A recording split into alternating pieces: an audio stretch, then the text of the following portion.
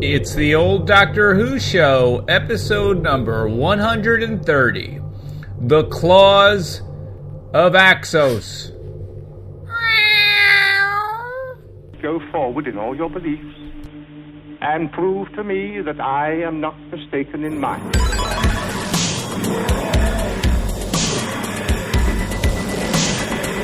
You couldn't control my mind before, and you certainly can't control it now. Would you like a jelly, dear? The TARDIS, when working properly, is capable of many amazing things. Reverse the polarity of the neutron flows, and the TARDIS will be free of the force field. Well, the TARDIS is more than a machine. It's like a person. The resulting reaction is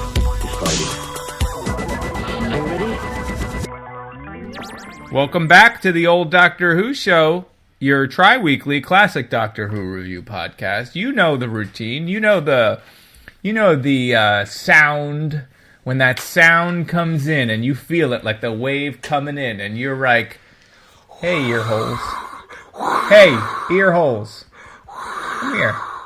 Give me some of this. And you rub it on like cheap cologne and you go out ready to work the streets. My name is Eric. Oh, hey, Eric. I just came in. What were you talking about? I don't know. I'm not sure. I feel like I felt like something. I was doing an audiobook. For my years of working on the docks. Erotic fan fiction of longshoremen and whatnot. Hey, everybody, this is Dan, your co-host on the old Doctor Who show. If you don't know that by now, that means you're a new listener, and welcome aboard. I've got... It's good to join a podcast, 5 years or whatever into progress. Episode 130 is usually a good starting point for any sort of... ongoing podcast. Yeah. Sorry, what were you going to say, Eric? I was going to say, I'm sitting here in the direct sun, the blinding sun, so I've got sunglasses on, which I feel just like Jesus' son. And I guess I just don't know. No, that's not what I'm saying. I'm not here for my... It's not because of the sun. He's coming down hard, folks. I'm on I fully expect him to be hard drugs. asleep. The hard drugs. Hard drugs. It's See, called... if I take them off, the spice. that's not too bad. It's, you see how bright it is on my face? Coming in hot. Yeah. Coming in real hot. bright. Yeah, I got to put these back on. It's cool. Put these bad boys on. It makes the transition easier. Dan, how are you? Happy Pride Month. Thanks, buddy. Should we change our logo? Should we change our logo to a rainbow? Like Burger King might? Yeah. Just like every other major corporation, like the old Doctor Who. It's like, hey, it's that time again. Let's sell something. Pander to. Let's sell something. No, we're not going to do that. No, this is not, and that's not why we're here, Eric. No. What's new with you in your world in the past? Oh man, Dan, I don't even fortnight remember. and a half. I can't remember 3 weeks ago. I've been at war with ants. I got ants coming in my house. Ants in his pants. Thousands of ants. What seems like thousands of ants coming in a direct line, going up my siding, which normally you have to pay for something like that. But this is this is unasked for.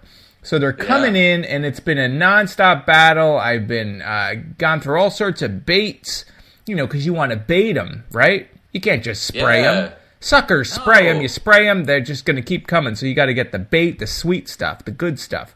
The stuff they're going to bring back to mama and try to feed her, and then you kill her. And I don't even like to kill anything, right? I'm the kind of person that I find a bug in the house, I'm walking it outside. And then every once in a while, kissing it the whole way. Yeah, every once in a while, I'll come across a bug, and it goes from 0 to full genocide. There's no in between. There's no I'll squash this bug. No. Bugs all get freed until I hit that moment, and then I'll do whatever it takes to kill the entire colony.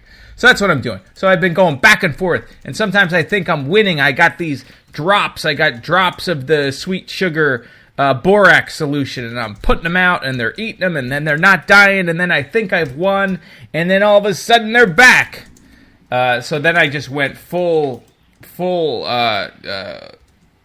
weapons grade pesticide that I just went to Home Depot. I was like, I'm getting this weapons grade pesticide, and I placed it around my house, and that seems to have worked a little bit.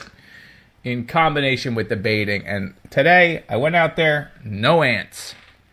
No ants. Dan, what about you, Dan? I'm thrilled for you, Eric. I've been following your the battle that you've had with these creatures. I have a different sort of thing. Longtime listeners of this show, first of all, let me apologize to you. Second of all, might remember when I come up to Vermont, which you can tell I'm there now because I forgot my microphone, and this probably sounds horrible. My Sounds recording. good to my ears, Dan. You've got those dulcet tones that... You've got kind ears, Eric. That's your problem. Old kind ears Grissom is what they call it.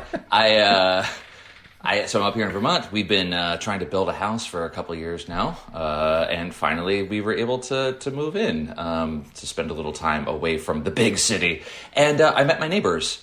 That is a family of bears. Family. Now you showed me a photo, or a video, which was one rather large bear. Black bear, from what I remember. Brown. Oh, it's a brown Black bear. bears, that's out west, and that would be real dangerous. Brown bears. I thought brown bears were the bad ones, right? I think black bears are the brown.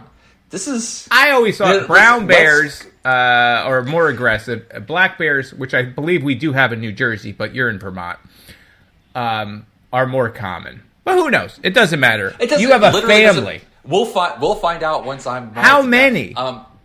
So we saw on our camera that we had a mama and 3 juveniles maybe about a month ago going through our construction dumpster. Joke's on them. There's no food in there, jerks. But they live around this area. And then the past couple of days, literally walk out the front door, and 20 feet away is one of the juveniles just hanging out along the tree line. What's nice I kind of remember... So I was gonna say, I kind of remember seeing your video footage of the juvenile or whatever, pups or whatever. Are they pups? Troop. Cubs. I think they're cubs. And now they're so that's the same one grown it's up. It's a flock of bears. I think we call it. It's a flock of bears. Yes, it's a murder. It's a murder of bears. How did we both went to murder? That's a big bear now. It's a big bear. Well, they're some. Well, some they grow quickly. Behind us is a land trust, and there's a bear preserve back there, so I just guess we gotta get used to it. So now every time I take the dogs out, I gotta go out first and make lots of noise, and you better be careful with those dogs. But I remember being in third grade, where we had to read a story. You remember you'd get those like literature books, and they would have chapters of stories, and they'd have like The Hobbit, chapter books. Riddles in the Dark. One of them was about someone really in Vermont. Specific. Had a dog, came across a bear. It was this exciting story. I don't remember who wrote it. And now that's what I think is going to happen to you. So you got to be careful. It could be. But always bring 2 dogs. That was the moral of this particular story. So you have a backup dog just in case you lose one? Because for some reason, like if you have one dog, the dog attacks the bear. But if you have a second dog, the other dog can get on the other side of the bear. You got to take the bear out. You got to ride the bear first. Right. I'm going to get some bear bait because they're going up my siding now, which is a problem. Usually I have to pay extra for that. Now I can relate.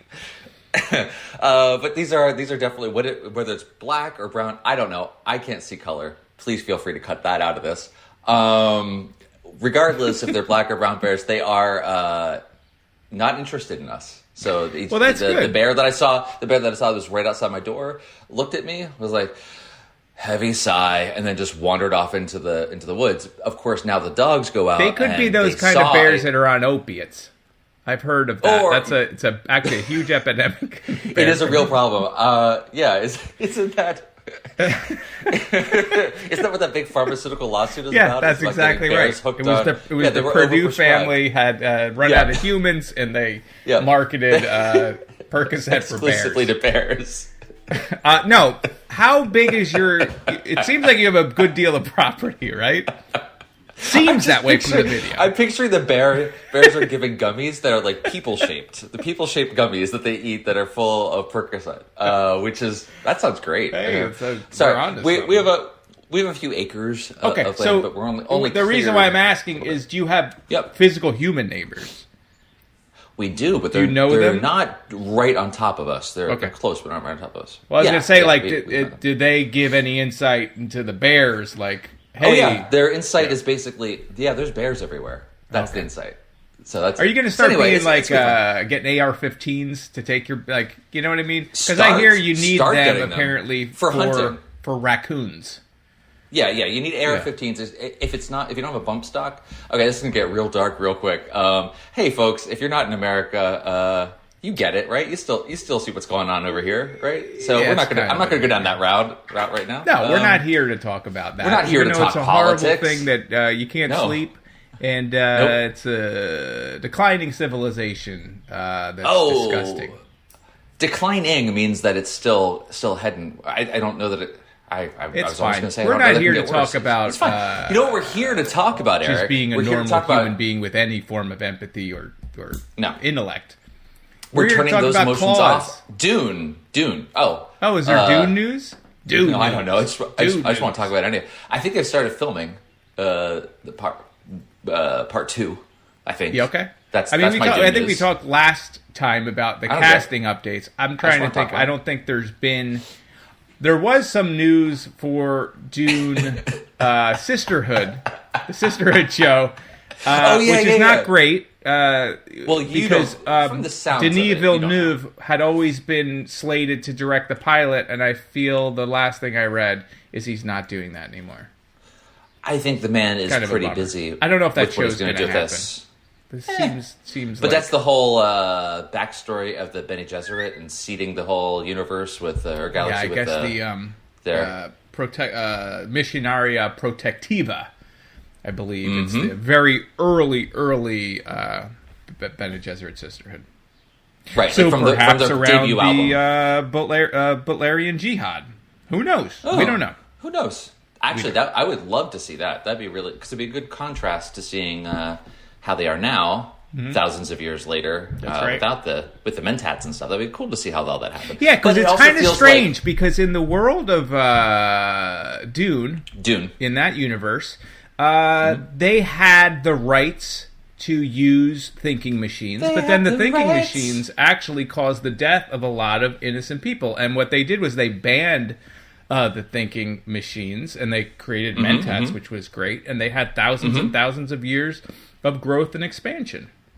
That's interesting. It's just unrelated. It would be, but see, the thing is, it sounds on paper really interesting to go back and see, how did all this come together? It's like all this mythos that's been hinted at. Now you get to actually see it. Makes me worried because it feels like, oh man, these Clone Wars that they've mentioned in Star Wars, in passing, what is that about? And you spend a couple decades as a kid, and growing up, and thinking, oh, what is that? That sounds really great. And then you go back and see it, and you're like, oh, yeah. I can't speak about. I mean, I never saw the Clone Wars show, although people speak highly of it.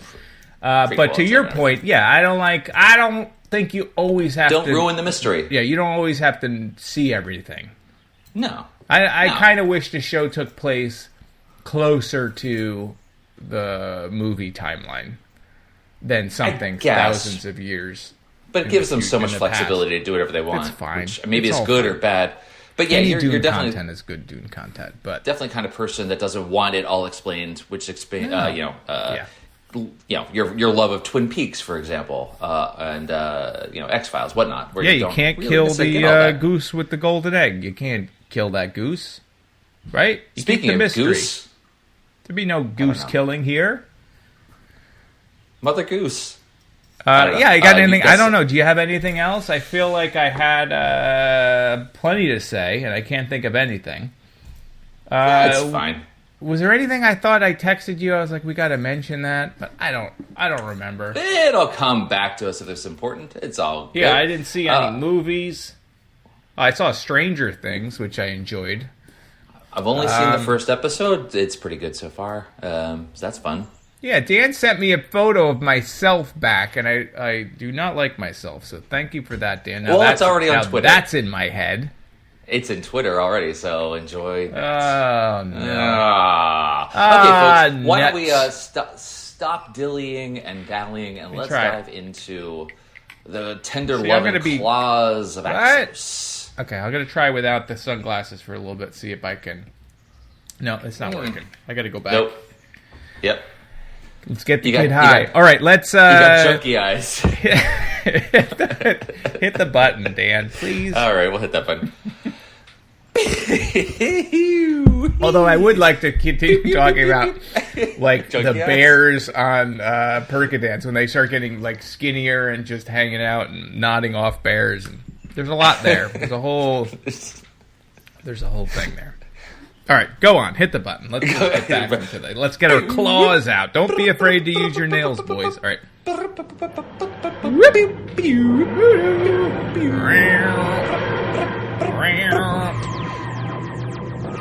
I pull this handle, the enormous amount of power stored in the TARDIS will be channeled straight into Axos. What about Joe in the dark? They won't stand a chance. They will die with Axos. No! Either we destroy Axos or Axos destroys the world. Which is it to be, Brigadier? This is Jeopardy! The Claws of Axos. Dan, this is the third serial of the 8th season, lucky number 8. We've all been waiting for this particular story for so long. They've hinted at it. What's over the bend? It's the claws. The claws of what? The Claws of Axos. This is from the show Doctor Who. This is from 1971. All right? This was directed by Michael Ferguson, old Mickey Ferguson, another classic Baker and Martin story that they gave us. There's a comet heading to Earth, as Unit discovers, but it turns out it's not a comet at all. It's a spaceship. Now, the British government immediately want to shoot it down, and the Doctor's like, no way, you monsters.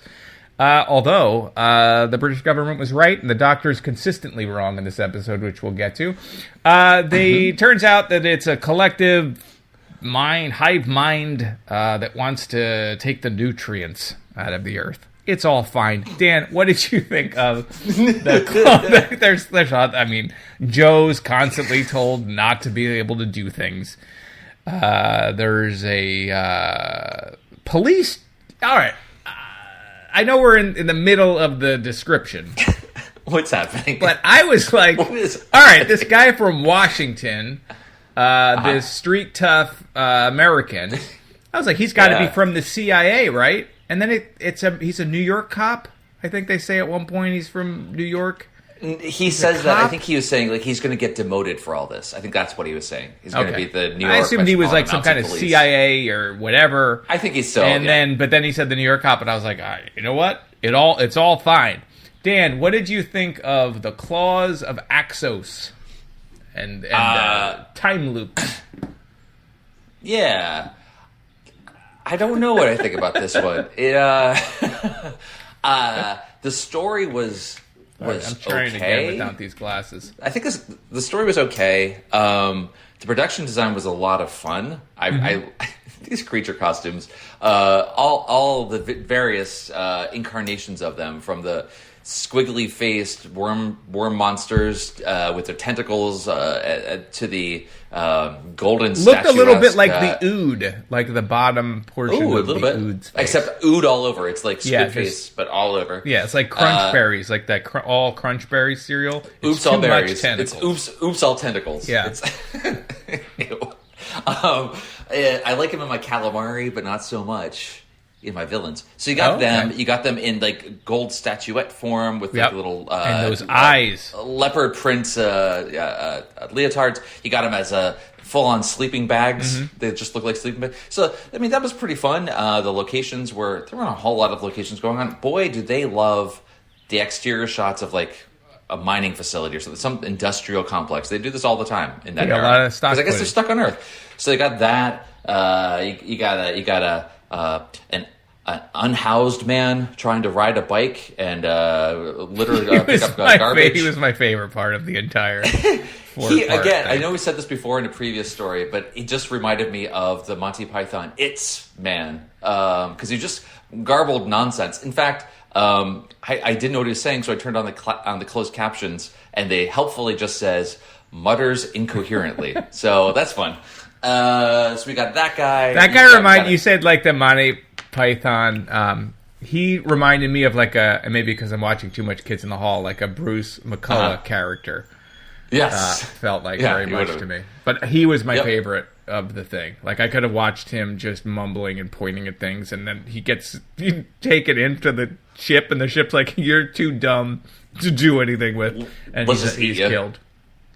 Can we just go back to the intro? Yeah, go back to the intro. And talk, well, you got to do your review of the thing, and then... No, let's talk about Kids in the Hall again. Okay. I just want to jump back out to the beginning, and we just... Did you finish the season? I did not. What is wrong? Come on, Dan. It's great. I'm going slowly, but I was watching the documentary, which is which is also as good. well. Incredible. It's actually incredible. It was really very, very good. Anyway, highly recommend. Actually, I recommend it more so than this story. So look at me tying it back. So we got that. We got the Master and Joe, whose relationship didn't have as much going on together, and I really like them together. They didn't feel as connected. Yes, we're coming off of the last Joe Grant story. I feel like was my favorite Joe Grant story, even though maybe it wasn't my favorite story. She was great in it. Whereas this is one of my least favorite Joe Grant stories because I feel like her arms are tied behind her back the whole time. Most of the time, they're like, "No, Joe, it's man's work." And they do that several times, and she does a lot of screaming, and she does very little, really, of anything. Solutioning. And that's not... I prefer And she's got this weird, like... Are they trying to set up, like, a sort of romantic... They literally do that every story, though. Filer? There's like... Yes, I was going to say that. And what's the point of that? I don't know. Whether it's Benton or Yates Benton. Right. Or whatever character they bring on, they always have this, like, weird... Maybe it's a romance bill until finally in the maggot one, the Green Death, they're like she marries the guy. So it's just like they keep trying. I don't know what that is. Trying to marry her off forever, but it's a little bit. It's not great. It's not cool. So we got that. It's not cool, guys. The Master going on in there, and doesn't really feel like he had a whole lot to contribute there? to it. Doesn't really need to be there, but sure. No. I mean, then they got to do some interesting things with, like, the Doctor's memory block and how he has to use the Master and also use the Axons to try to remember some of this stuff, which was kind of interesting. I want to jump at the end, come back to that whole rematerialization part of it. But anyway, but you got that. You got the guy from Ministry of Defense, Mr. Chin. He was just ridiculous, but not even in a way that was like comic relief or like a fun way. He was just really freaking annoying. I was reading on one of the Wikipedia pages, apparently one of the scenes that was not shot but was in the script was Benton daydreaming about taking Chin out back and shooting him. Oh, for real? Which is fun. Okay. That would have been. That's what the internet said, and that can't be wrong. You cannot lie on the internet. So that would have been an interesting one for them to actually shoot. It would have given Benton a real dark turn that I kind of would have appreciated. You got Benton. You got Yates. I'm sorry, it wasn't. It was the Brig. I think it was the Brigadier. Actually, okay, that makes more sense because the two of them are at each other's throats from the jump. That's true. I'm sorry, I misspoke. Benton was daydreaming about Yates instead. Oh. No, Happy Pride Month. I don't know. It was fine. It was an okay story. I liked the alien being, you can't really tell at first, but the whole thing is organic, and you thought it was just the ship, but actually it's the entire, all of them, the creatures and the ship are all one, which is kind of fun, and their idea to take over Earth. I mean, I get it, where watching a show that takes place on Earth, but the fact that all these aliens keep coming to Earth to hatch their plots just seems so contrived at this point. Like, they gotta get off this planet. It's just... There's plenty of other planets, because they all come from them. I don't know how much longer we have in this run of the Doctor being stranded here, but it's really freaking annoying. Anyway, that's my general... I don't know, we'll talk more specifics. Eric, what was your kind of top line takeaway from this one? Loved it. I think they leave 10 out of 10. I think they leave Earth, right? The next one is the next which one? is Colony in Space. Based on the title, I think they leave. No, I liked it a little bit more than you did.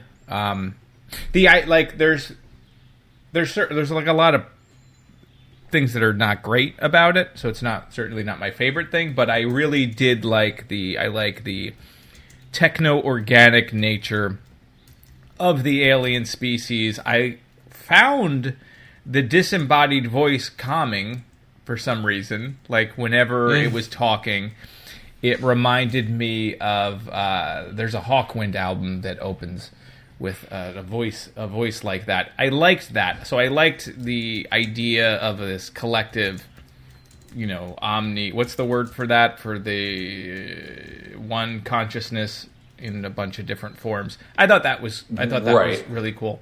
I thought the Doctor was like his most pompous, and he was like a buffoon. Like, if you weren't connected to the Doctor and you had to work with this guy, you would be so irritated by him. Like, it starts at, like, he knows everything about everything, and he's like, the Chin, I said in the beginning, is like, we got to shoot this thing out of the sky, and he's like, you idiot. What? See? It's an SOS. And meanwhile, the Doctor was duped. The Doctor's constantly duped in this episode, or this story. Chin was right. If they had shot it out of the sky, nobody would have died. Everything would have been fine. Then the Doctor goes into the ship at one point and gets his brain zapped. Right? His brain zapped. Yep. And then Joe is there, and then the creature's like, hey, you're too close to the power generator. And the Doctor's like, yeah, that's why I was hallucinating. Now, I think people are probably yelling at their Walkmans. I'm assuming you guys are putting this on an audio cassette. The Doctor was sort of pretending that he was being duped, but he wasn't being duped, because he does sort of, ask these questions and then whatever. It's fine. I just felt like the Doctor was not my favorite Pertwee, and I don't even think he did any judo chops. He didn't really have any nary a chop. Maybe I'm trying to think. No, I thought he was going to actually. Wasn't my favorite. Wasn't my favorite Joe moment. So the two main central figures, I didn't love. I did like the CIA / New York cop / Washington guy. I thought he was good. People have already on Twitter said his accent was good. I thought it was good. It was like this, cowboy American, whatever it was, but it worked for me. I thought that was cool. I loved the Bruce McCullough homeless Looney Tunes. Would have actually watched the whole show with him. I thought that would have been interesting. There's like weird things like where I'm wondering like, oh, is it they just had stock footage and that's why they had to say like, oh, at the beach the weather's it's snowing at the beach, but then they never played with that again. I'm like, did they just have footage of snow and they had to use it so they have that line? Dan's waving. Hi. Apparently there actually was freak weather during the week of shooting. It actually started off with snow and then led to really dense fog, and then by the end it was sunny. So they just added a line to have to account for it. So that's not stock footage. I was waiting for like a story connection to that because the weather never changes again. It has nothing to do with really anything. There's like also a couple things to go back to me being irritated with Pertwee. Oh, good. I can't remember the situation now, but I think it's when they have a duplicate of the American guy. Yes. Right? And they're trying to explain it maybe to the Brigadier, and he's like, what's going on? And the Doctor's like, we don't have time to explain. And Joe just goes, it was the Axonite. And then they all get it. Like, it's like the easiest explanation. Just say which, like, it was just annoying. I don't know. It was fine. One positive thing. Wait, hang on. You said you think you like it better than I do, and your end is like, it was fine. So, all right. No, here's a positive thing. For the Clash of the Titans fans, when the British government take over, that actor is the same actor that appears in Clash of the Titans that meets Perseus in the city when he first wanders the city to see Andromeda and the riddle. I forget the actor's name, but he's in Clash of the Titans, a movie that I'm a big Have you fan of.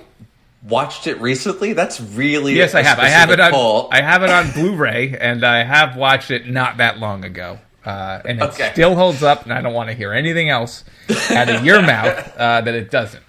The Brigadier. What was the name of the owl in that? Bobo. Bobo? Boo-boo? I can't remember. Now I'm blanking on a movie I just said I love. See, I don't even think you've seen that movie. I think it's Bobo. Right? Okay, sure. It's fine. I don't know. Just asking. I just remember that was one of my favorite things as a kid watching that. It was great. That was great. Okay, I don't know. sorry. Do you want to go through the whole story or just like jump around? Because I have like Jump around. Bubo, Bubo, whatever. Bilbo. It's fine. Bilbo. It's Bilbo Baggins. That's what I'm talking about. I'm talking about Lord of the Rings. No, but the Brigadier, I wanted to talk to you about like what you thought of the fact that he was okay with killing the Doctor and Joe at one point. When they're gonna, it happens at the very end. They're gonna blow up the, let the ship blow up, and they're like, the Doctor is inside with Joe, and then he's like, kill them and save everyone, or let everyone die. And the Brigadier just turns his back and walks away, and is gonna let it happen. I mean, I don't think it was necessarily supposed to be. He didn't really. Seen this an easy. It wasn't an easy decision, I guess, but he was going to let it happen, which was interesting. Hey, the needs of the many, et cetera, et cetera. I don't know, man. And then the Doctor with his Doctor's whole plan at the end with the where he's pretending to be on the Master's side.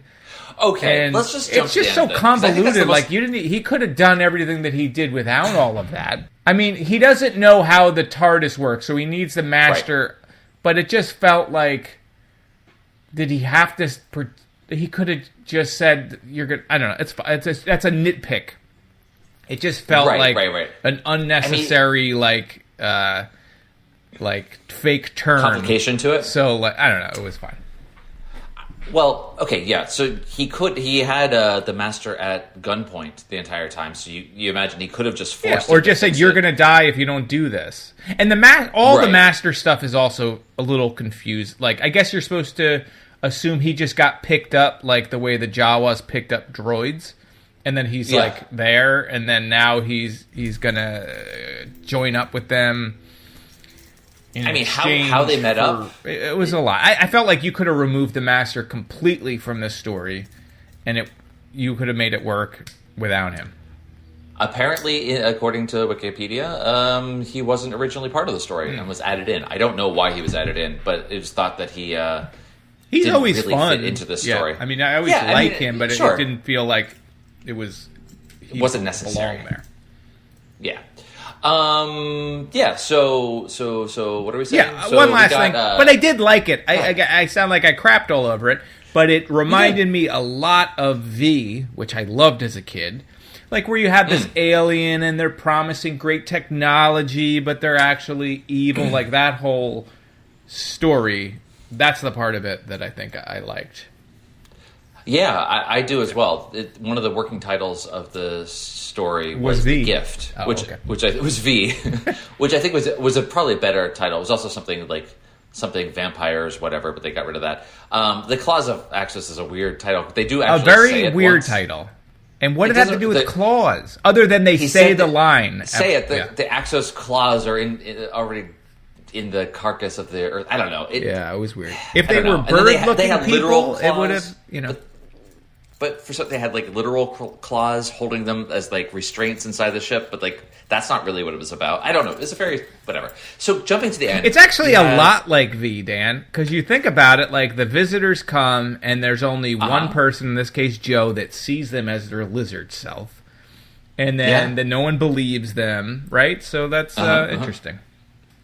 Interesting, yeah. Who knew V was real, right? Because that's. They're lizard people that run. They somehow let that out. The lizard people that are in charge of everything, they somehow greenlit V and put it on TV. Right. Well, Donald you have Rumsfeld is the lizard. You have to make it look like it's a fantasy thing because then people won't believe it when they see the truth. Right. It was just right. It's the they same probably thing commissioned as it in that sense. I get you. Right. It's like Battlefield Earth. You just put that out there so people can kind of get used to the idea. Okay.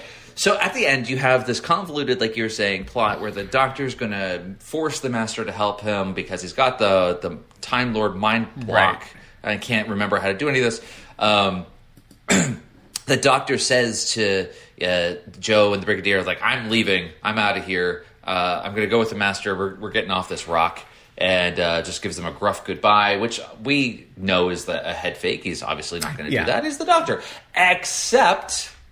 at the end, we find out that the Doctor gets the Axons in a time loop but has luckily had his hand right on the one knob that he needed to turn to break himself out of it, gets out of the time loop, and Joe asks something about him, like, coming back to Earth, and he says that they had programmed it to always come back to Earth. As if he was going to leave.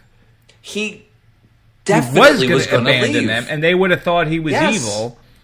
Or that he like that part that especially if I forgot to mention that, but yes, he would have left. Yes, that he's at the. That's in my notes. The end. The doctor says he was gonna leave. I mean, he doesn't actually say it. He just says that he didn't have a choice. The way he says it is, I was trying to do it, and then it's got a homing thing that just sends me back. He didn't like wink or I don't know. It was. You read it and you're like, oh, okay.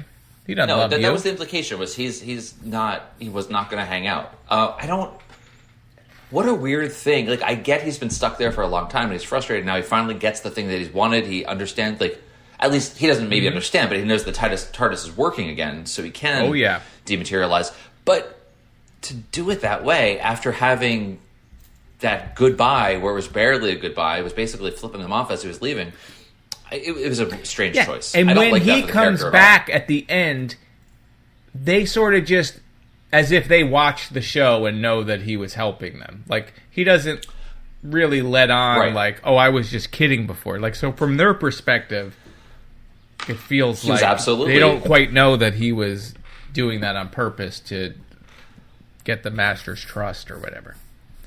Yeah. I don't know. It's just like he knows the Master so well and they know each other so well. There's no way the Master would have fallen for that anyway. Right. I mean, he didn't really have a choice. That he became this self, like, it's so out of character. I don't know. It's fine.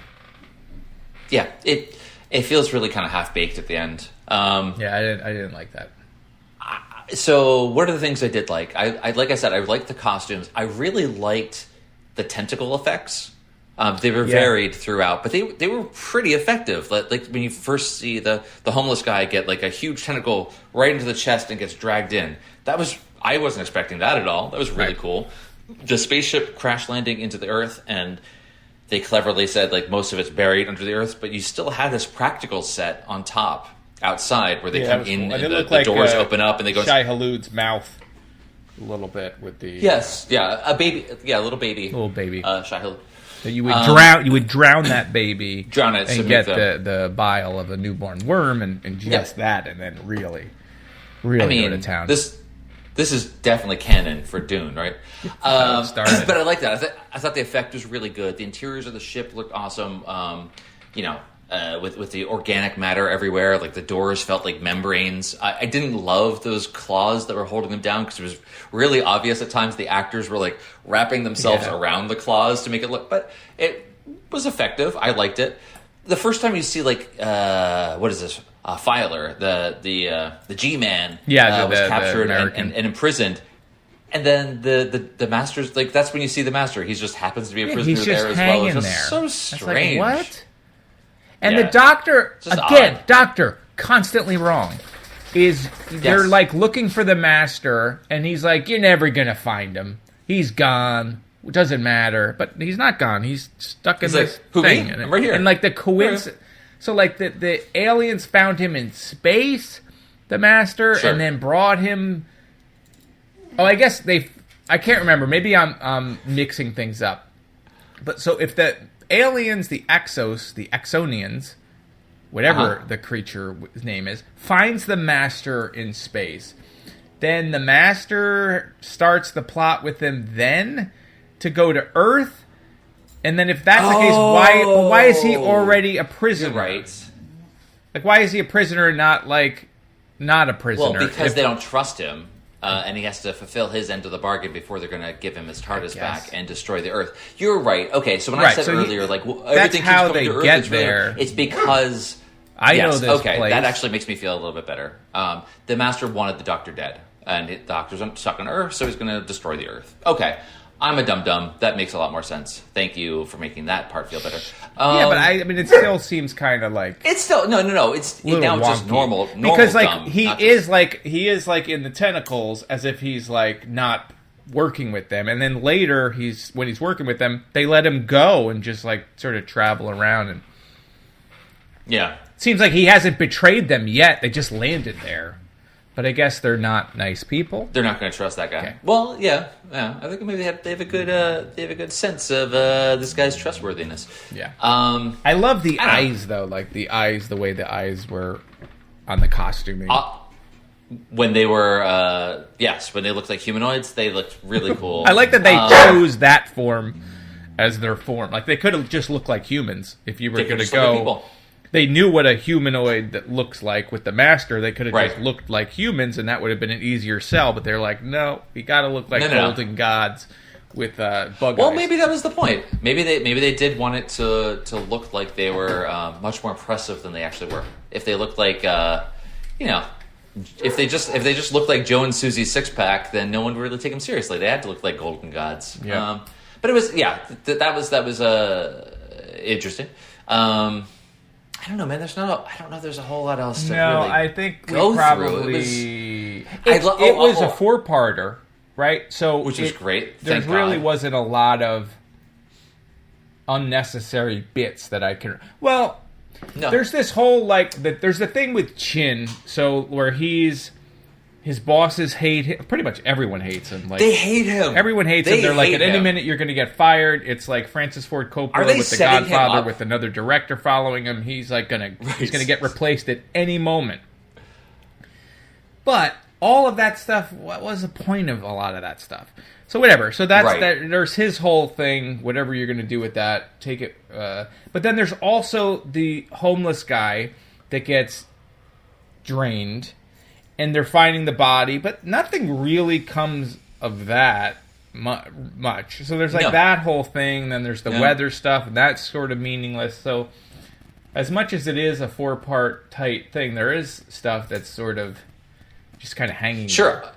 there. I will say on two extremes there. The opening between stories when you have like the kind of previous scene before they lead into the new story. Yep. Those were much shorter than they've been previously. Yeah. They were maybe like 30, 45 seconds total max. Some of these other ones we've seen like full minute and a half of recap.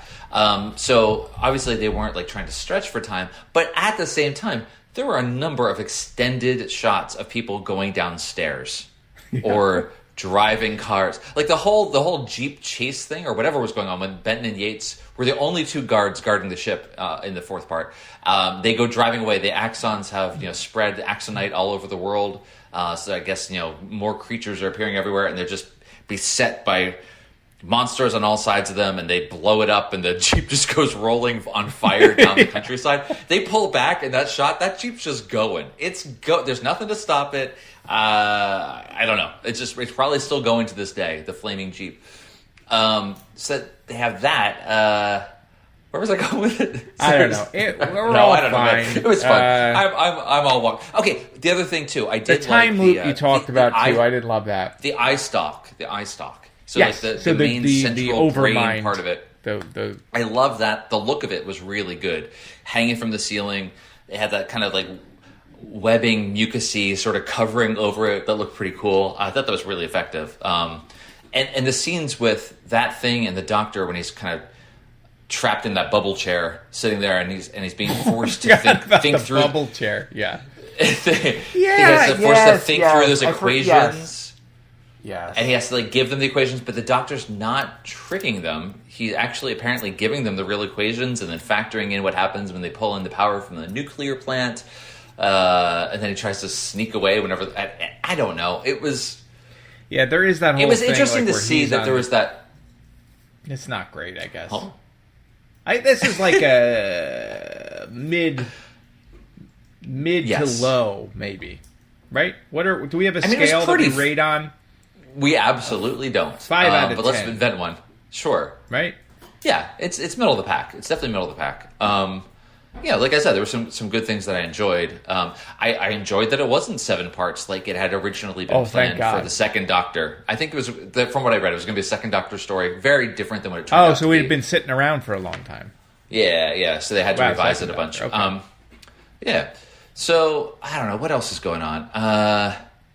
The whole thing with Filer had gotten cloned, and then he was stuck in a coma, When he's in the coma, he's having these fever dreams where he's just like dumping masses of exposition. Like it's just this fever dream. I have to get the doctor. Don't let them distribute the Okay, it's really coherent for someone who's in a coma but still speaking. Right. I don't know. That was and then there's like the other characters we didn't even talk about, like the scientist that is yelling with the doctor about time travel, and he's on the verge of breaking out, and he doesn't believe the doc. Like there's his whole character. And then he gets electrocuted at one point, which was kind of stupid. But then also Sir George, who is kind of overseeing all this, he also gets electrocuted. One thing I liked about that, though, when he gets electrocuted, they cut back to a stuntman doing like a backflip away from the thing. Like that was actually pretty impressive. I forgot about that. That was fun. Unnecessary, but sure. Oh, also, so speaking of stunts, we got that stunt guy. Then we also have a stunt guy as the master riding on top of the truck, then slipping around the side of it, Indiana Jones style, climbing up the side of the covered truck, the army truck, and then through the side view mirror hypnotizes the guy that's driving it. But I just love that shot. It was just like very action hero, which you would expect from from Pertwee. But you get it from the master instead. He got much more. You're right. I don't think that the doctor didn't do any. There was no Judo. Yeah, he loves all that. I don't remember that being in this. No, but what we did get instead was a bunch of psychedelic visions throughout. So like as the ship starts doing this, like whatever it was called, like its energy cycle, a nutrient cycle, whatever, and starts like getting more and more like power and crazy. The interior just gets more nuts. There's like pool noodles coming from the ceiling, and there's the claws, and overlaid on top of it seemed like another layer of video where it was just like everything was very trippy and real fun. So I'm glad I took the peyote I did before watching it. It was you really activated your own nutrition cycle, Dan, is what you did. That's right. It syncs up with Dark Side of the Moon really well too. So I would do that. I don't know. It's all fine. It's fine. It is a fine story. Middle of the pack. Sure. Much better mid Third to, Doctor to stories. Low, I guess. Yeah. That's it. So at the end of this, now that he's worked with the Master, does he now know how a time travel works? Like he's relearned what he's forgotten? Well, if he did, it won't matter because he can't. It's a boomerang or a yo-yo. Right. He did say that boomerang, so his TARDIS doesn't work, but he knows how to use it. I don't know if they took the mind block off of him. It was mostly the Master that was fixing it. So he's not remembering what he's I don't think so. Happen. I mean, I can't remember. I know the next one is Colony in Space, which may be where the Advance. The Time Lords give him back the ability to leave. Who can say? Except we did everyone review listening it, to didn't this we? who already knows. I think we reviewed this story, Colony in Space. I think. That sounds familiar. It's only been 130 of these, and they all kind of blend together at this point. So, hard for me to say. Okay, anything else to say about this one, or should we go and see what other people I don't know. had Did to anyone say? tell us what they thought of this particular episode? Yes, indeed. Some people did. Oh, hold on. We haven't done the next one. Whoa. Colony in Space, I just looked up on the schedule, which I guess we have to talk about the schedule. We were slated to do that, not next time, which was going to be Shot Up, but the time after that was going to be Colony in Space, so we were about to find out. So we have not done that. What happens next. Good. I'm so glad that I didn't remember it for a reason, because we didn't do it. So, jumping over to what you guys thought about this, thanks again for tweeting with us at TODW Show on Twitter. Let you guys know that we were doing this one because there was some question about which story we're going to do next. We'll come back to that in a second. Put a pin in it. But let's see. Feel free to keep this in as I vamp and try to find the beginning of this thread. Vamp. Okay. All I'm saying, Dan, is you just require liability insurance in order to purchase a gun. And then if that gun is used in a crime of any kind, the insurance company has to pay all damages as well as to the municipality or the township. And then the insurance companies, they'll figure out a way to decide how much you have to pay if you want to buy an AR-15. Maybe that's a little bit more. You want 18 guns? That's going to cost you. And the insurance company will destroy the gun industry. The way like they've have destroyed with the every healthcare industry system. they've ever been involved in. Right? Yeah. I think Solved. it's genius. It's Solved. capitalism at work. We did it. I'm going to write up the bill. I'm going to send it I over. use capitalism to cure it, which you can't argue with that. No. While not infringing on your rights. So it's all cool.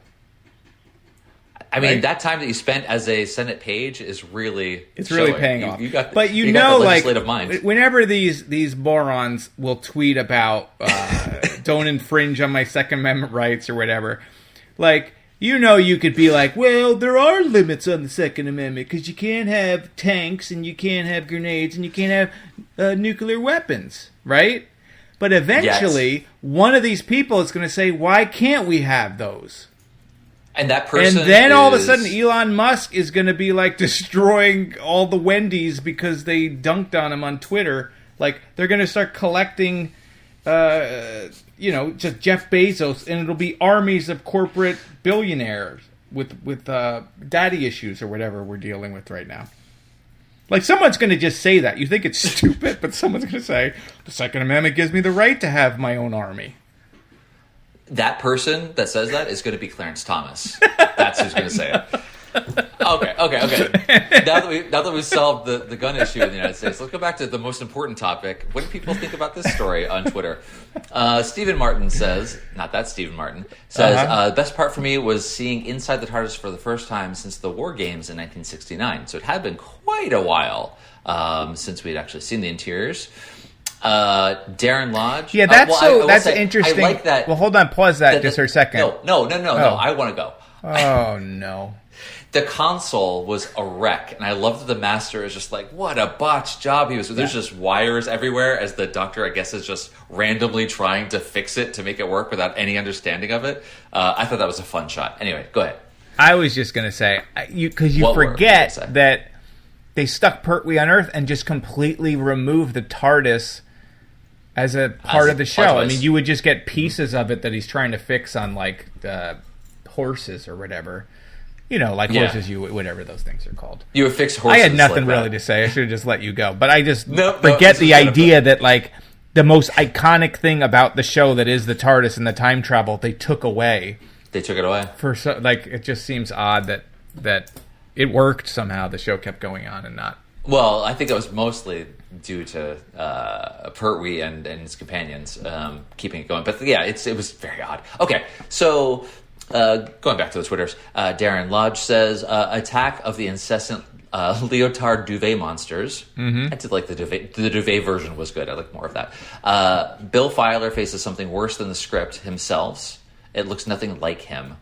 I don't know who the actor is, so I don't recognize the actor for something else, so I'm not sure what you're referring to there, Darren, but I'm sure a whole bunch of other people do, so that's cool. The master is hypnotizing left, right, and center, and Jo faces her greatest terror, maths. Oh, that was great, that the doctor made her do... Oh, yeah, when they had to do... Simple, yes. Equations, like simple addition, subtract, and division, as to keep her mind centered and doesn't hallucinate herself into going over the rainbow. That was kind of fun. Plus, an old tramp has a cold dip. Oh, yeah, the It's guy goes flying into the water. Love this story. A 50 out of 10. All right, I give this one a 5 out of 10. A 50 out of 10. I know. Darren really loved this one. Lucy McCall, let's see what Lucy says. Lucy McCall says, one of my favorites. I love the bold designs, the creepy villains, the master trying to fly a secondhand gas stove. Oh, yeah, he did. That was a good throwaway line. Might as well drop it. Gas stove. And the doctor trying not to let on that he is alien. He was published elsewhere. I guess it's the beginning when Chin is trying to assess whether it's a British subject and whatnot, and he's not going to tell him. The setting gives the plot a real threat, too. Yeah, I do think when you're in a nuclear facility, throwing grenades is probably the best thing you can do. Yeah, sure. So that's fun. That right actually was the original cut of a the time-space China reactor. Oh, it was all grenades. A grenade. Yeah, it was a grenade that mostly grenades. caused the meltdown. Yeah. Let's see. I don't know. Keep going. We're not sure. So I got to put my sunglasses back on, Dan, for this. Yeah, that'll help. All right, now my outlook's changing. Those Bear Percocets are really kicking in. So, Father James Mather says that about this story, it's early Pink Floyd, surely. Someone else mentioned something about the soundtrack as well being kind of Pink Floydy, but I give it to you with the visuals, if nothing else. The visuals definitely give me psychedelia. Justin Cobb says, haven't watched this in some time, but if I remember correctly, it has a delightful man riding a bicycle. It does. In a snowstorm who falls into a river at the beginning. Well, it's a pond, so you're wrong. Sorry. No, yes, we got that guy. Again, still probably one of the things people like most about this, and it's in the very beginning and lasts maybe 5 minutes. Yeah, and then there's there's no reason. A whole 95% left. Yeah, no reason. Not my favorite Pertwee story, but I enjoyed it. I think we agree with you on that one. Yeah. Not our favorites, but still fine. Still fine. Mestor the Magnificent says, buying it on VHS in 1994 in Warrington. Love it to bits. Really surprised the Axons never made a return. Interesting. Cringe factors.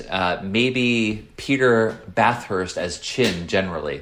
Yeah, just the character. People don't like that. The act was fine. You're not supposed to, but it wasn't even like a fun sort of like, I don't know, whatever, it's fine. And the Axon duvet of doom. Yes, yes, very good. I prefer Squid Face, but the duvet is super fun. Daniel Peterson says the story was superb. Superb. Okay. All right. Agree to disagree, but that's cool. I remember getting it on Christmas Day. I think maybe it's your memories of it. The association makes you feel more fun. I remember getting it on Christmas Day and ended up watching it. I just imagine him getting it Christmas Day. This young child is so eager to open it. He opens the wrapping paper, and then the camera just pans over, and we're like, this story sucks. It's a 5 at most. Enjoy your dumb VHS tape. Or beta. I don't know. Not in your house. Yeah, that's true. Not anymore. Only cringe moment throughout the story was Mr. Chin. I really wanted to give him a slap. Well, that's better than the brig wanting to take him up back and shoot him. So that's a step up. Dieter K says, really good, solid story. Just suffers from some overhammy efforts by Paul Gerst as Bill Filer from Washington HQ. Yeah, he was a little hammy, but I did enjoy him. Yeah. Right? Overall, a successful American and accent. They really loved him. Like he knows he's like cool with Joe, and he's the one that realizes Trusted. The doctor's lying, and he's not really, or they're lying about their plan. He's like they're gonna split. Like he's on to their scheme before anyone else seems to be. And people have said like he should have been a companion, blah blah blah blah, and it's felt like almost he could have been. Like it was like it could have been that they. Not that I want him. I'm just saying the way they created his character and how instantly he became like a good guy was like, oh, I could have. If the next episode he's in it, I'd be like, oh, I could have seen that coming. You don't agree? I know. I don't think I wouldn't have wanted to see him as a companion, but I don't know. It was fine for the story. I didn't have a real. That's what. It was in the cards. It was fairly interesting. I do like with him, so many times they kind of confiscated his gun. And like any good American, he had like 12 more ready to go, whatever he needed them. He always had a gun on him. He shot the little ganglia in their prison cell. Anyway, it was fun. Guns are fun. As we've established. Misfit Scully says, Claws is a favorite story. Scully. Well, more people like this than I thought was going to be the case. I like that we have varied opinions from ours. Like all the Axon looks, especially their human form, the tramp ooh-ar scenes. Ooh-ar, actually, that was translated in the closed captioning. It said ooh-ar, which is weird. Okay. With the bike, always make me smile. Production were besieged with terrible weather, the snow. Bill Filer, helmet, hair. Yeah, the helmet hair. That was some hair. Especially when there was 2 of him. That was way too much hair. Yeah. That was with a furry kind of... he almost looked like a little Chewbacca on top, but I don't know. Chewbacca on top, but party in the back. Party in the back. It said the Bill Filer helmet hair surely couldn't have been fashionable even in 1971. Bernard Hawley only passed away now last year, aged 81. Had a lovely voice. Okay. Joe looks great as always. Lovely boots. Yeah, lovely. Yeah, she's always got a nice the turtleneck she was wearing. Sense. She looks great. Yeah. Gotta dress her up since they're not gonna let her do anything. And they do that to her twice, where they're just like, You disobeyed First the orders. You doctor can't come out does it. here. Yeah, then they do the Benton or Yates, doesn't matter. Take your pick. Does it to her, and then she gets scolded for leaving, and even though she's saying what they should be paying attention to, they just completely dismiss her. Well, I mean, she's got a woman brain, so what are you going to do? Anyway. Okay. Joe looks great as always. The strange roundel corridor directly behind the console room's doors has puzzled me before. Yeah, I think there was a shot when the door opens and there's more hallway. Yeah. We didn't get to see a whole lot in there. I always enjoy Claws. Hope you have. I think we generally, as you heard, we enjoyed it. It just wouldn't be in the top of our pack. Let's see. Jay Bominus. You even spell it out, and I feel like I don't pronounce it right anytime you tweet. Sorry, Jay. Apparently, I'm not the only one who had this on VHS back in the 90s. This was also a fave of mine, though in retrospect, it's a fairly mass story. I do appreciate that the Axons go full electric Kool-Aid acid test, and wish we'd seen more of them. Are you reading these directly from Twitter? I am. Well, why? Because I would love to know where these people are from, Dan. And I don't know if it says that when you click on their profile photo, pictures, accounts, whatever. Sure. You know what I mean? Like, if you're going to write into the show, it would be great to know you're from Red Bank, New Jersey. Or no, that's you. That's you. That's where I'm from. Matt are we neighbors? Really why are you in my backyard? Things like that. Would you like to have dinner? Not to give you more work, but I would love to know, and then we can figure out the different countries and all sorts of great stuff. Okay, plan a meetup. So, yes, very electric Kool-Aid acid test. I agree with you. I'd love the psychedelics on this. Paolo says, Bill Filer should have been a companion. See, there you go. Well, at the very least, a recurring character. The one actor in classic Who to have a genuinely convincing American accent and completely believable. For the most part, it was a good accent. I like sometimes they go for American and they just make a gruff. They make it gruff to sound American, which is funny. There was only like one time where I felt it was dropping away a little bit, but he was so much better than some of the other people in the past that will do an American accent or their version of American accent, and then they'll lose it several times. Where he did probably the best that we've seen so far. I mean, it's nowhere near as good as my English accent. But, no, that's fine. No, I'm not going to do it for you now. It's Dan, isn't it? Cut it. I don't know. I want to. Yeah, it's got to do that the whole time. You're going to confuse people. They're Wait, who did Eric just walk out of the room and some lovely English fella? Lovely. Yeah. Let's see.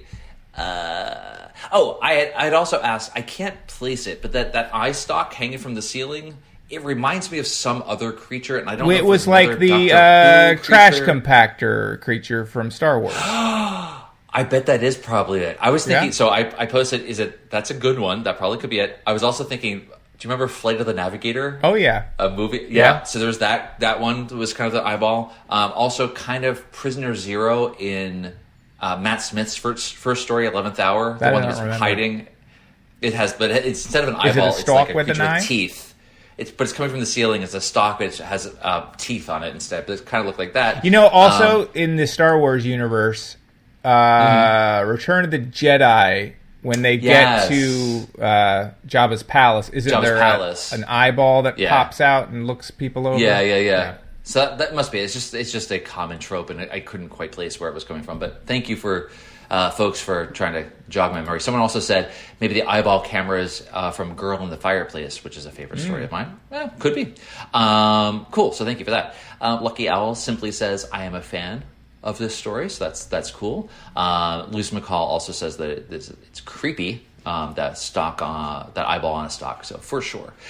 Vic says, I liked it a lot more than I expected based on the season, which I find a bit over-materialized. Oh, no, sorry, that's not the word. Over-militarized. That makes a lot more sense. Yes, you got all that unit stuff, and there's a lot of gunplay, a lot of explosions. Would be a weird complaint, like, why is it, the TARDIS is... It keeps materialized, to be fair, English is like my fifth language, so it's hard for me to read. His first language is love. Oh boy. It's a simple but effective story, and the creators are trying something new. Sure. I mean, with the whole organic ship, that was pretty cool. Michael Herbert then says, the psychedelic Doctor Who stories should have used Pink Floyd on the soundtrack. A lot of Pink Floyd references. I love Pink Floyd, ones. Especially early Pink Floyd, so I would have been on board with it. But I feel like we've done more psychedelic stories than this one. Yeah, right? Yeah. Other ones have been more psychedelic. I mean, you have that. Yeah, you have that in the ship. Yeah, when you come in and you get that, whatever they were doing, like they're just analyzing you to know if you're worth copying, I guess, or yeah, I don't know. Didn't quite pan out for them, though, did it? That was it for the tweets. So again, thank you so much. Did we get any emails, Dan? I believe we did, and you caught me while I was trying to bring up my email there, Eric. So let's see if I can find what people said to us here. Our friend Paul Paranoid says about Axos, the claws have been prepared for. 7 years, 130. Hang on, sorry, dogs. This time it's not my dogs. I would like to point that out. Our friend Paul Paranoid writes, It's Axos, the claws have been prepared for.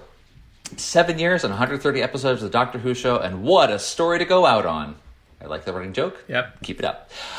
We've got big gold Medusa-headed, RP-voiced, but sleep-deprived aliens, judging by the bags under their eyes. Tramps cycling off-road, way off-road, I would say. Budget-conscious, ground-burrowing biotech ships. Still, though, effective, what we could see. The Master, the TARDIS, an exploding nuclear power plant. It's also technically the first Doctor Who story to feature spaghetti bolognese as a bona fide monster design, and in no way contradicts the theory that free energy is an existing alien tech we could have if we just gave in and let them have what they want. The plot. We didn't talk about what people were getting out of it. The fact that they made a frog bigger, and the aliens were like, "This looks like one of your foodstuffs." It's just like such a weird. I kind of like that they got it wrong, that they thought maybe we would eat frogs, but it was just strange. Like they were a little bit, north and west. If they just gone over to France, it would have been like, that's dinner. So that's cool. But yeah, so they wanted to spread axonite all over the world in order to create an axonite shell that would then allow them to suck the whole thing dry. It's going to suck us all dry. Yes, that's fun. But so was our greed. Our greed was our downfall. Our planet's resources... Not unlike V again. I think that's what the aliens had promised us, right? Some kind of limitless energy or something like that. We fell for it, guys and ladies. I mean, human nature, am I right, guys? Yeah. Paul finishes fabulous addition to season 8 and concluding story for the Doctor Who show's glorious 7-year run. Yep. See you on the new Kids in the Hall themed podcast next time. So it's going to be a Kids in the Hall /Dune / the Sandman / Twin Peaks. I don't know. It's going to be fun. Looking forward to that season 4 of Twin Peaks Simon that you're writing right now. Yep. Airwolf. Yep. Blue Thunder. Remember Blue Thunder? That's what's always so great about how dumb Hollywood is. Blue Thunder. When you get one, you get another. So Blue Thunder was also a helicopter movie, I believe. No that came way. out at the same time the Airwolf helicopter movie came out. And I believe there was a Blue Thunder TV show as well. Airwolf was a TV show. Definitely Airwolf also was a TV show, 100%. But I think there may have also been a Blue Thunder. Speaking of dumb shows, so you had Knight Rider, but then there was also a motorcycle that was kind of like Knight Rider called Street Hawk. This is Jesse Mock, an ex-motorcycle cop injured in the line of duty. Now a police troubleshooter. He's been recruited for a top-secret government mission to ride Street Hawk, an all-terrain attack motorcycle designed to fight urban crime, capable of incredible speeds up to 300 miles an hour, and immense firepower. Only one man, Federal Agent Norman Tuttle, knows Jesse Mock's true identity. The man, the machine, Street Hawk. Which my stepbrother loved and would watch it all the time. It was one of the dumbest things I'd ever seen. Because he would, every episode, the thing that the motorcycle did was it just drove really fast. That was it. It was like you hit a button and it just drove fast. And I would just watch this and be like, if somebody opens their door, he's dead. And the show ends. But that was Street Hawk. So Wait. you people know what I'm... Someone out there is like, fine. Wasn't This there a is show- probably the first time anyone's mentioned Street Hawk in 40 years. I know, the producers of that show just perked up, and then now... Holy shit, it's happening! It's happening! We're finally getting into... What about Riptide? Wasn't that another one where there was a... Riptide part of the they had boat. a helicopter, but they had a helicopter thing as well as the boats going on. Boats were huge. You had Miami huge. Vice with all the boats. Yep. It was like boats. Miami Sound Machine. Yeah. What else that comes from Miami? Okay. I think that's it. Guys, we did it. We got through another one. So, again, tweet us at TODW Show, theolddoctorwhoshow.com. Send us an email at theolddoctorwhoshow@gmail.com. Eric, what are we going to do Well, I need you next? for this because I don't have the... Well, I could tell you this. I do need you, Dan, because someone sent us a new schedule. But I think in both what I'm going to ask you for and what we're doing is the next thing we're going to review is the Censorites from season 1, which is a Hartnell story. So while currently our schedule lists, what does it list? Doesn't matter. Shada. Doesn't matter. We're not going to do No that one cares. yet. So we're doing the next one we are doing is Sensonites. After that, I'm not sure. I think you have a list that Hair of the I have a Hound list put from, together our that friend of took Hair of the Mitchell's comment and then kept those, but then expanded it with the ones we haven't yet reviewed that we were going to review. We're still planning on, I think this is the plan now, we are going to coincide our anniversary with the Doctor Who anniversary. Right. Ours is more important, please don't get it wrong. And for January of 2023, which feels really far away because that's a half a year more of this, which is going to be great. So to fill that out, we're going to do a bunch more stories, probably another 8, 9, 10 stories or so. Finish off with the movie, Daleks' Invasion of Earth, 2150. That'll be super fun. Maybe we'll do another live one. We'll see. But so keep your ears peeled and your eyes your eyes skyward. Skyped. What? That doesn't make sense. I don't know. Scallop. So do that, and then we'll figure it out together as a group. If it changes from week to week, you guys won't care. You get free content, so love it. So ignore whatever. the schedule, stay away from Shada, and do Censorites. I hope I'm pronouncing that correctly, but the Censorites. It's a 25 part. It's a 25 part story. Most of it's missing. It's all just audio recordings from someone's reel to reel that they hooked up to their TV. So it should be fine. I put together some sketches that should have filled in. Great stuff. Great stuff. Speaking of great stuff, if you want to support this show, or one half of the show, you can buy Goblin. Oh, thank you, Dan. Hey, look at yes, me. you can buy Goblin right now from your favorite independent bookstore or comic Amazon.com. store or online retailer. So you can go to amazon.co.uk or guys, amazon.com. You have a lot of purchasing options here, but we really appreciate it if you can help out the little guys and throw Amazon a little bit of money. They're struggling right now. They so are. go there first. first. It takes a lot to put a grown man into space. It's all fine. You can go to realmofgoblin.com. Like Dan said, you can watch a trailer. You can download a Dungeons & Dragons role-playing game. You can buy the book. Hopefully that is what you will do. And then you will tell people about it so that they will buy the book. You'll tweet all about it. I can stop doing stuff I don't want to do and just do the stuff I want to do. Right? Oh, no, we can't sell let that enough happen. copies of this book, I'll do this podcast forever. Or or it's a threat we won't stop. depending on what you think of this show. Buy the book and we'll stop, and then you'll be free, just like us. Okay, so until we see you again in 3 weeks, folks, thank you for listening. And how do we end this thing? Is there a way to get out of this? We just stop like mid-sentence. Drink the Kool-Aid and... how do we end... This show. The show. Yes. No, so we drink the Kool-Aid. I've already drank the Kool-Aid. So I've already drank. I'm sitting here down in ant bait. No, we're fine. Everything's fine. We're fine. How are you? All right. See ya. Peace. Are we done? I think we're done.